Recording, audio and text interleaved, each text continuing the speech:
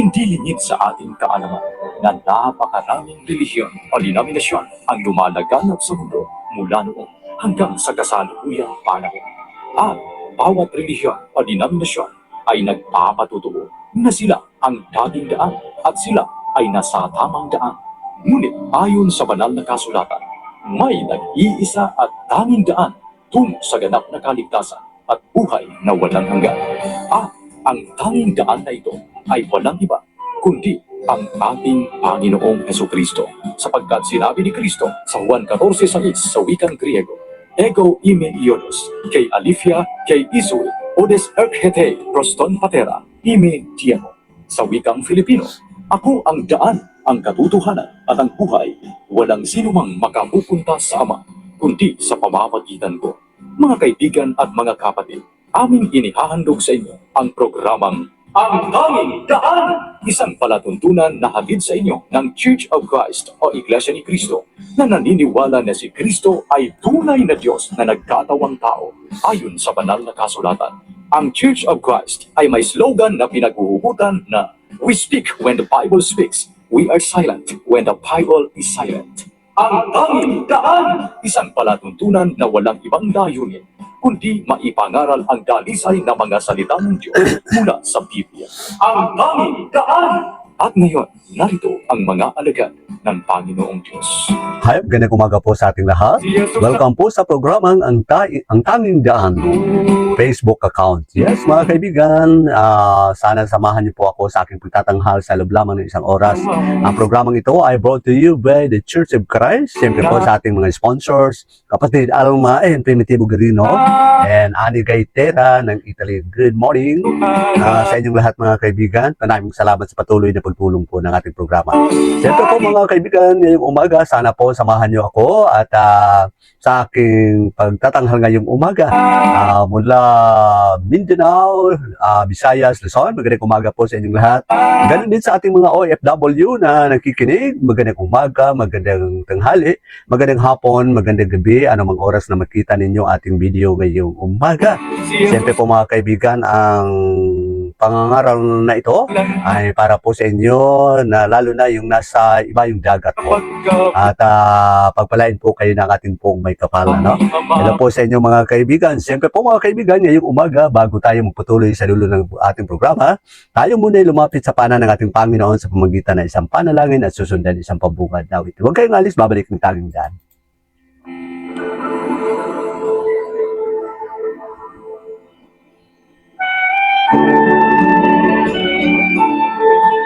O Diyos naming Ama, na makapangyarihan sa lahat, Ikaw lamang ang dapat sambahin at papurihan, sapagkat Ikaw ang pinagmulan ng lahat ng nilalang at may akda ng aming buhay. Una sa lahat, kami po ay taus-pusong humihingi ng kapatawaran sa aming mga kasalanan at mga pagkukulang sa iyo, sa isip, sa salita, at sa gawa, upang kami ay karapat-dapat nasasambit ng inyong napakabanal na pangalan.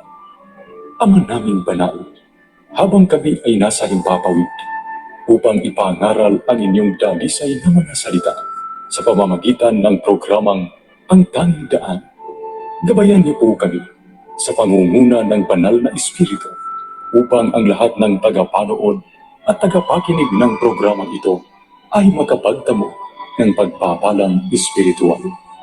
Bigyan mo po ng dagdag na karunungan ang inyong lingkod na siyang mangangaral ng mabuting balita upang ito ay lubos na maiintindihan sa lahat ng taga-subaybay ng programang ito. O Panginoon, habang kami ay kasalukuyang patatagin niyo po ang aming pananampalataya. Ipagkaloob niyo po sa amin ang tunay na pag-asa at igawad niyo po sa amin ang inyong biyaya at kalakasan upang aming mapagtagumpayan ang matinding pagsubok na aming pinagdaraanan sa kasalukuyan. Ito po ang aming kahilingan ng lubos na pagtitiwala. Ang kapurihan at karangalan ay para sa iyo lamang sa pamamagitan ng inyong bugtong anak na si Jesus. Amen.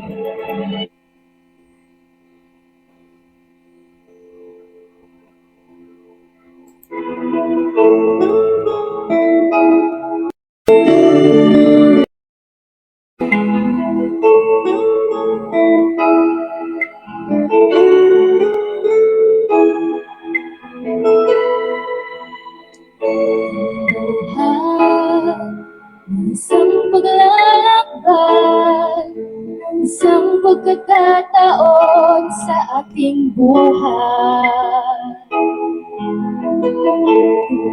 Kaya't huwag mong sayangin isang pagkakataong darating.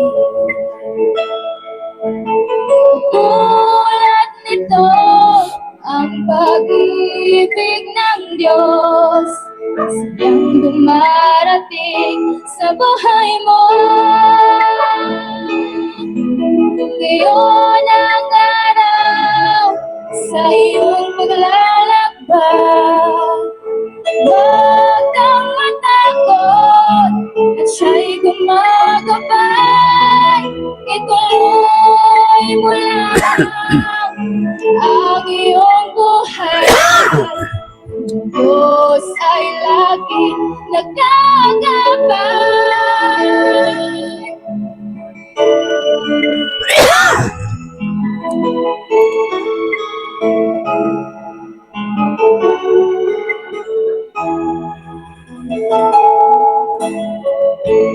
Buhay, isang paglalakbay, isang pagkakataon sa ating buhay.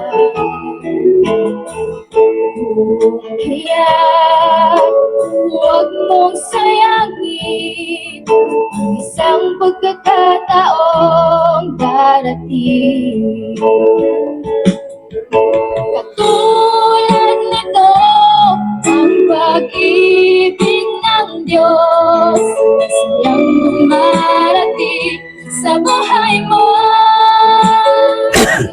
Yan, maraming salamat mga kaibigan sa isang napakagandang awitin, paglalakbay. Yan mga kaibigan, isang napakagandang pakinggan kung sa ating paglalakbay, kasama natin po ang buong may kapal. Yan. Mga kaibigan, kapatid, ngayong umaga at siyempre po mga kaibigan, maraming salamat sa lahat ng nanonood at nag-share ng ating video. Pagpalain po kayo ng ating buong may kapal. Yes, maraming salamat sa ating buting sponsors, Alma Garino and Primitivo Garino and Family. Ganon din si Ma'am Annie Gaitera ng Italy. Maraming salamat po sa patuloy pa rin pagtulong po sa ating pangangaral ng salita ng Diyos sa social media. Tulad nito mga kaibigan sa ating Tanging Daan Radio Program. Pagpalain po kayo ng buong may kapal mga kaibigan, kapatid, ating mga sponsor. Mga kaibigan, ang ating pag-aralan po ngayong umaga ay ating pumasumpungan sa Hebreo 9:27. Sinabi po rito, itinakda ng mga tao minsan lamang mamatay at pagkatapos ay ang paghuhukom. Mga kaibigan, ngayong umaga, ang tema po nating pag-usapan ay patungkol po sa paghuhukom pagkatapos ng kamatayan. Yes, mga kaibigan, ang banal na kasulatan ay hiyag na nagtuturo na pagkatapos ng taong nabuhay sa mundong ibabaw, ay darating ang araw na ito'y mamamatay sapagkat ito po ay tinakda na ng kamatayan, tinakda na ng panahon na siyempre po ang taong ginawa ng Diyos mula sa labok ng lupa, may buhay, may panimula at may pagkatapusan. Yan po mga kaibigan. So talagang panahon ng tao ay mamamatay, ay talagang ang kanyang kaluluwa ay haharap sa dambana ng hukuman ng ating Panginoon. Ang banal na kasulatan ay nagtuturo kung paano ang tao mamuhay at siyempre po pagkatapos ng kanyang buhay, matapos ng kanyang buhay sa mundong ibabaw, ang kanyang kaluluwa po ay babalik sa ating, ay haharap po ng paglilitis. Ayon sa sinabi ng banal na kasulatan po mga kaibigan. Bakit ang tao mamatay at haharap ng paghukom? Yan ang sasagutin po natin ngayong umaga ng tatlong kasagutan po ang katanungan iyon. Para po malaman po natin at mapaghandaan din po natin sa ating sarili na tayo po ay kailangan maghanda sa ating sarili. Bakit namamatay ang tao? Siyempre po mga kaibigan, ito ay ginawa ng Diyos na may panimula at may katapusan. Ayon po sa ang katawang lupa po natin ay may hangganan at babalik ito sa lupa mga kaibigan. Ayon pa sa Ecclesiastes 3:2, ang panahon ng pagsilang at panahon ng pagkamatay, panahon ng pagtanim at panahon ng pagbunot ng natanim. Ibig sabihin po mga kaibigan, kapatid, na talagang may panahon ng pagsilang at siyempre po pagkatapos ng panahon ng pagsilang, siyempre po, darating din po ang panahon ng katapusan. Panimula, yan po mga kaibigan. Ibig sabihin, ang ating katawang lupa po ay talagang babalik sa kung saan may pagsilang, may kamatayan din. Ayun po mga kaibigan. Hindi ibig sabihin na habang buhay po tayo mabuhay sa mundong ibabaw, kundi may katapusan din mga kaibigan. Ang katawang lupa ng tao ay dapat ibalik sa lupa na kanyang pinagmulan. Yan mga kaibigan. Ayon pa sa banal na kasulatan, sa sinabi sa Genesis 3:19, ito po yung pagkasabi pagkatapos ng paggawa ng Diyos sa tao, katawang lupa ng tao. 3:19, sa pawis at pagkain mo ay manggaling at maghirap hanggang mailibing. Dahil sa alabok, doon ka nang galing at sa alabok din babalik ka rin. Yan. Sabihin po mga kaibigan, dahil ang katawang lupa po natin ay alabok, siyempre po babalik din po tayo sa alabok mga kaibigan. Ibig sabihin, may panimula po tayo, ginawa tayo ng Diyos, binigyan tayo ng buhay, pinahiram tayo ng buhay, at siyempre po babawiin din po yun ng ating Panginoon. Ayon sa Ecclesiastes 12:7, ito ang sinabi ni Solomon, alalahanin mo na siya bago bumalik sa alabok ng ating katawang lupa ay ating hininga ay babalik sa Diyos na may bigay nito. Ibig sabihin nito, bago babalik ang ating katawang lupa doon sa alabok ng lupa at siyempre doon nagmula, ang ating espiritu, ang ating buhay po ay babalik sa ating Panginoon sapagkat siya po ang may bigay niyan. Sorry po. Hindi po yan sa atin, kundi sa Diyos ang may-ari po niyan. So siya ang babawi po niyan. Siyempre, babawiin ng Diyos ang ating espiritu sa Ecclesiastes 12:7 kanina. No? Siyempre, ang hininga ay ibalik sa Diyos. Bumalik na sa Diyos sapagkat yan po ay pinahiram ng Diyos sa atin. Yung ating ang katawan ay mailibing sa lupa, ang ating espiritu, ibig sabihin, yung ating hininga ay babalik sa Diyos. At ang kaluluwa po natin ay yun ang harap ng habang wala pa yung final judgment, yun ang haharap na i-judge na yung ating kaluluwa kung asaan na ilagay ng ating Panginoon. Bakit nalaman natin na i-judge na ng Panginoon pagkatapos ng kamatayan? Tulad ng isang mayaman at sa yung isang ulila na si Lazaro. Nang kanilang kapanahunan, siyempre naghirap si Lazaro. Pagkatapos ng kamatayan ni Lazaro, siyempre nauna si Lazaro, dinala ang kaniyang kaluluwa kay Abraham, Abraham's bosom. And siyempre namatay yung dato sapagkat mayaman niya siya. Ang kanyang kaluluwa po ay naidala sa Hades. Ayun, doon nagkausap yung kaluluwa, naawa ang kaluluwa ng mayaman, naawa sa kanyang mga kapatid sa lupang nabuhay. Ibig sabihin, may division na po sila doon mga kaibigan. May division na po. Yung gumawa ng mabuti doon sa langit na doon sa paraiso na kung saan nandoon si Abraham. Yung gumawa ng kasalanan, siyempre doon sa Hades, yung habang naghihintay ng final judgment po. Yan po mga kaibigan, pangalawang punto, ang Diyos po ang nagbigay ng kaligtasan po ng tao. Yes? Bakit hukuman ng Diyos ang tao, ang kanyang ginawang tao, sapagkat siya rin po ang nagbigay ng kaligtasan. Kung tayo nagkasala sa pamamagitan ni Adan and ni Eva, tayo po ay nagkasala at nalayo sa kanya at siyempre po, mananagot na po tayo sapagkat binigay ng Panginoon ang kanyang kaisa-isang anak para ikaw at ako ay iligtas sa kasalanan. Kung hindi natin tinanggap ang kanyang anak at hindi natin pinaniwalaan at hindi po tayo naman palataya sa kanya, ito harap po tayo mga kaibigan. Ayon pa sa Roma 5:8, pinakita ng Diyos ang kanyang pag-ibig po sa lahat ng tayo makasalanan pa. Ngunit pinatunayan ng Diyos ang kanyang pag-ibig nang namatay si Kristo para sa atin nung tayo makasalanan pa. Yes? Talagang ipinakita niya ang kanyang pag-ibig sa atin para po tanggapin po natin siya sa pamamagitan ng kamatayan ni Kristo upang mabigyan po tayo ng kaligtasan. Si Kristo ay namatay dahil sa atin. Yes, mga kaibigan, dahil ng ating kasalanan, si Kristo po ay namatay. Ayon pa sa Roma 5:6, sapagkat ang tayo ay mahina pa na namatay si Kristo sa tatlong panahon para sa mga kasalanan. Yes, dahil po sa ating kasalanan, siya po ay namatay mga kaibigan kapatid. Si Kristo lamang ang tanging daan katotohanan patungo sa Ama. Ayon sa Juan 14:6, sumagot si Jesus, ako ang daan, katotohanan at buhay na walang hanggan. walang makapunta sa Ama kundi sa pamagitan ko. Ibig sabihin, kung hindi po natin tanggapin ang kanyang kautusan, hindi po natin tanggapin si Kristo sa ating buhay, hindi po tayo makapunta sa kaharian ng langit. So, ibig sabihin, kailangan sundin natin ang kanyang mga kautusan at sambahin po natin ang ating Diyos. Siyempre po sa pamagitan ng kautusan ni Kristo ay sundin po natin, tayo po ay makarating sa langit. Wala pong makapunta sa langit kundi sa pamagitan ni Kristo. Kaya mainam na tanggapin natin si Kristo at sundin natin ang kanyang mga kautusan. Ayan po mga kaibigan, sorry po. Makati ang ating lalamunan. Pangatlong punto po mga kaibigan, lahat po tayo ay harap ng paghukom. Yes, kanina pa binabalik-balik po natin na lahat po tayo ay harap ng paghukom. Ayon sa pangalawang Korinto 5:10, sapagkat lahat ng tao'y harap sa hukuman ni Kristo at tatanggap sa narapat ayon sa ginawang mabuti o masama nung tayo mabuhay pa sa katawang ito. Ibig sabihin, nung tayo nabuhay pa sa katawang lupa po natin at hindi pa po narating kamatayan sa ating buhay. Talaga kung anong ginawa natin, mabuti ba o masama sa harapan ng Diyos, talagang tatanggapin po natin. Tayong lahat po ay harap, walang bata, walang mayaman, walang pobre, lahat po ng tao haharap, talaga tatanggapin natin. Ano yung ginawa natin nung tayo nabuhay pa sa katawan po natin? Kaya mainam na gumawa tayo ng mabuti mga kaibigan. Ayon din sa kanyang salita. At hukuman din po tayo ayon sa kanyang salita mga kaibigan.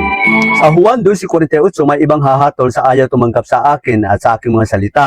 At sa ipinahayag ko ay hahatol sa kanila sa uling araw. Ibig sabihin, kung narinig po natin ang kanyang salita, hindi po natin tinanggap, binabaliwala po natin ang salita nito, pagdating ng araw, ang salita mong narinig ngayon, yun din po ang ihaharap sa iyo. Ibig sabihin, hatulan ka din sa pamagitan ng kanyang salita mga kaibigan. So, kailangan po natin talagang pakinggan ang kanyang salita at sundin po natin mga kaibigan. Yes, siyempre po mga kaibigan, hatulan din po tayo kung ating pangalan po ay nakasulat sa banal na aklat ng buhay. Revelation 20:15, ang sinumang hindi nakasulat ang pangalan sa aklat ng buhay ay tinapon sa balawan ng apoy. Ibig sabihin, kung hindi po makita ang inyong pangalan, ang ating pangalan sa libro ng buhay, talagang itatapon po tayo sa lawa ng apoy. Paano po natin matanggap, may ispasulat ang ating pangalan? Tanggapin po natin si Kristo, pagsisihan po natin ating kasalanan at magpahugas po tayo at magpabautis po tayo upang malinis po na ang ating mga budhi at papasok ang banal na espiritu at magpatuloy tayong mamuhay bilang isang Kristiyano mga kaibigan. Kaya mga kaibigan, kumusta man ang inyong buhay? Kumusta ang inyong buhay? Sakaling pagdating, kung darating ang panahon na tayo ay mamamatay, kaya ba po natin humarap sa ating Panginoon? Wala po ba tayong kinatatakutan kung tayo po ay harap sa paghukom ng ating Panginoon? Kaibigan kapatid, intindihin po natin ang kanyang salita. Dapat tanggapin po natin si Kristo bilang ating tagapagligtas at sundin natin ang kanyang kautusan at magpatuloy tayo manampalataya sa kanya, sigurado maliligtas po tayo. Maraming salamat po mga kaibigan. Sana po may napulot kayong aral sa umagang ito. At siyempre po mga kaibigan, isang awit po ang ating mapakinggan ngayong umaga para po sa ating response. Ayan.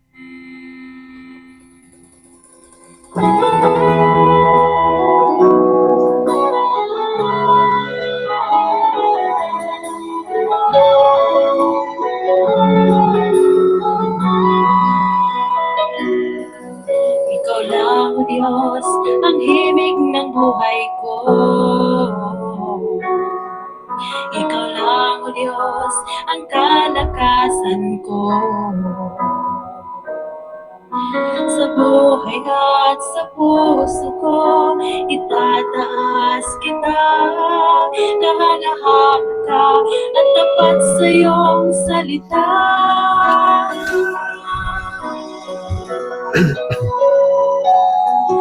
Ikaw lang, O Diyos, ang himig ng buhay ko.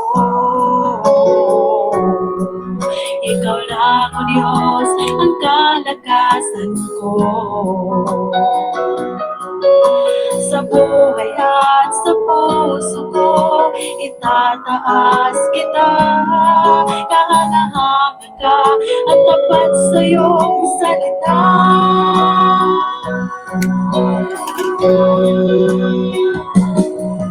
Habang may hininga sa'yo, ako sasamba.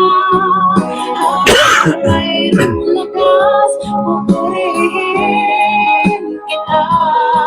Nakinagad siyang may likha ng langit at lupa. Pagkapangyari ang Diyos, itataas kita. Itataas maraming salamat po mga kaibigan sa isang napagandang awitin ni Ma'am Richel Landas Anggab. Ma'am Richel Anggab Landas. Ayan, maraming salamat po mga kaibigan sa isang napagandang awitin ngayong umaga natin napakinggan. Ayan mga kaibigan, maraming salamat din po. Ulitin po natin, maraming salamat sa ating buting sponsor, Alma and Primitivo Garino ng Balindog, Tinapawan City. Ganon din si Ma'am Annie Gaitera ng Italy. Maraming salamat po sa walang pagtulong po sa gawain po ng Panginoon sa social media. Yan po mga kaibigan. Kaya sana po sa susunod susundan din po ninyo ako. At ganoon din po mga kaibigan, huwag ninyong kaligtaan paki-like and subscribe sa ating YouTube, ang Tanging Daan account. No? Makita din po natin lahat ang ating episode. Naroon po mga kaibigan, ang Tanging Daan YouTube account. Yan, hanapin niyo po mga kaibigan at panoorin niyo po ang ating programa na ang Tanging Daan. Maraming salamat po mga kaibigan. Sana po nasa mabuti tayong kalagayan at ingat po lagi sa ating pang-araw-araw na buhay. Maraming salamat. Inyong napakinggan ang programang Ang Tanging Daan. Naway sa pamamagitan ng programa ito ay inyong nakamtan ang pagpapalaang espiritual hanggang sa susunod na pagkakataon. Maraming salamat po sa inyong pakikinig at pagtangkilik. Jesus, Tanging Daan.